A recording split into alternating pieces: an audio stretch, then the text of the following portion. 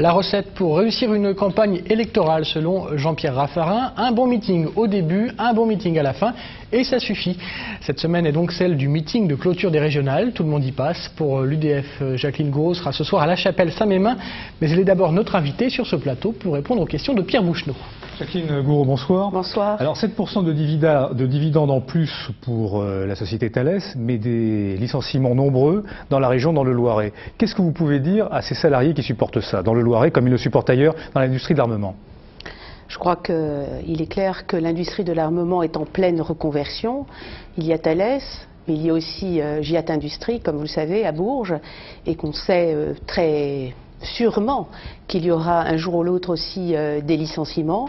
Je crois qu'il faut que le gouvernement dise clairement comment l'industrie militaire, d'armement, etc. doit se reconvertir. Il faut aussi là dire la vérité et essayer de reconvertir ces industries vers d'autres industries plus de pointe, etc.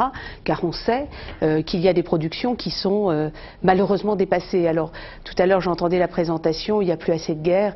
Je crois qu'on ne peut pas dire ça. Je crois que c'est quelque chose qui est trop grave. Et puis quand je vois ce qui se passe aujourd'hui à Sarajevo, il faut aussi protéger des civils. Et donc l'industrie militaire est quelque chose de nécessaire aussi.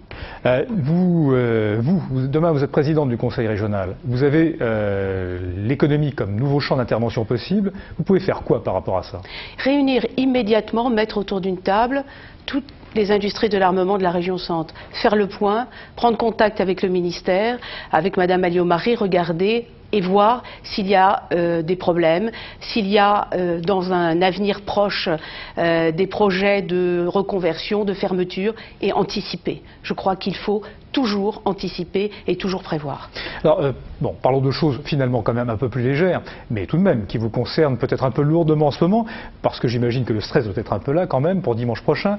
Qu'est-ce qui vous permet d'affirmer, comme vous l'avez fait hier devant la presse, à l'occasion de la visite de votre ami Gilles de Robien, que vous êtes la seule à pouvoir battre votre adversaire, Michel Sapin, le leader de la gauche unie, au second tour? Parce que Et pourquoi pas Serge Masson, leader de la liste UMP? Eh bien parce que je crois que la famille que je représente, c'est-à-dire l'UDF, parce que je crois que la méthode avec laquelle nous avons fait campagne et avec laquelle nous voulons gouverner, avec aussi peut-être la manière d'être, eh bien je suis capable de davantage rassembler sur mon nom pour gagner la présidence de région. Alors écoutez, quand même, à l'UDF, c'est une situation pas si inconfortable que ça, parce que à la fois vous dites que vous offrez une alternative pour les mécontents du gouvernement, et c'est une bonne affaire à faire, puisqu'ils sont 7 électeurs sur 10 à se prononcer, selon le sondage paru hier soir dans le journal Le Monde.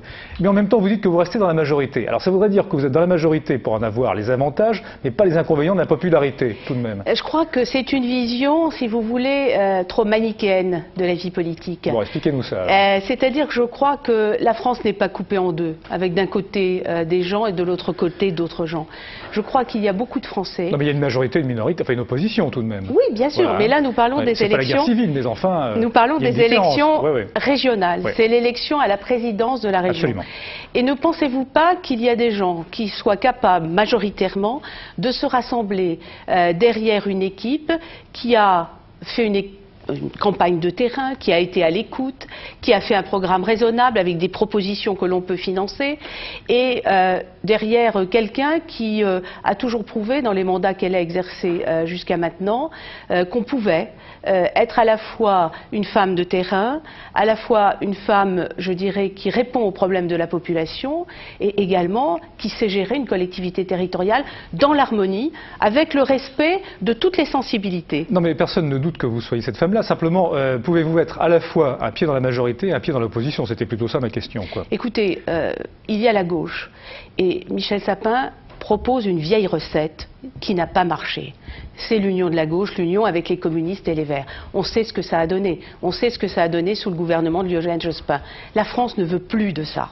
Bon, mais la France, je crois, ne veut pas non plus d'un parti unique à droite. Et donc, nous proposons, n'est-ce pas, une autre vision de la vie politique, une vision moderne, ouverte, avec une grande idée de modération et de rassemblement. Écoutez, Jacqueline Gouraud, on verra dimanche soir si vous avez été entendu. Je signale simplement que Jean-Louis Debré, qui était en meeting à Châteauroux hier soir, il ne croit pas à la technique du ratissage large.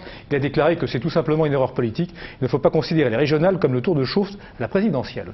C'est ce qu'il a déclaré lui. Oui, écoutez, quand même, oui. Je crois que lui pense trop à la présidentielle. Moi, je ne pense pas à la présidentielle. Je pense la région. à la présidence de la région. Jacqueline Gouraud, je rappelle que vous êtes à l'espace Bérère ce soir à la Chapelle-Saint-Mémin dans le Loiret. Merci. Merci.